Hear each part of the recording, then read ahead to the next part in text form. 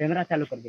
Hello दोस्तों, आज का मेरा पहला ब्लॉग है। अपना भाई सूर्या भाई ब्लॉग अपने घर पे शूट कर रहा है गाइस। देख सकते हैं ये मेरा छोटा मोटा घर है। और हमारे पापा लग रहा है कहीं जा रहे हैं। हमारे पापा हैं। पापा कहाँ जाता है? जात रहे चेरी काट रहे। कहूँ ना जाग बा बैठा। तुम हाँ हरदम काम करत है। अपने माँ बाप का सेवा करना चाहिए गाइस, और उनको दुख नहीं देना चाहिए। और काट देवे।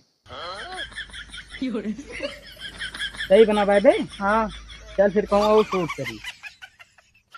कैमरा चालू कर। तो हेलो गाइस, हम आ चुके हैं खेत में। हमारे पापा चरी को बांध रहे हैं। अगर हमारे पापा चरी घर ले जाएंगे, थक जाएंगे गाइस, तो इसको हम ले चलेंगे। अपने माँ बाप को कभी तकलीफ नहीं देना चाहिए गाइस।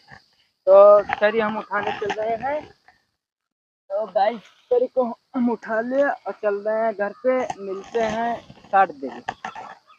ले पकड़ा।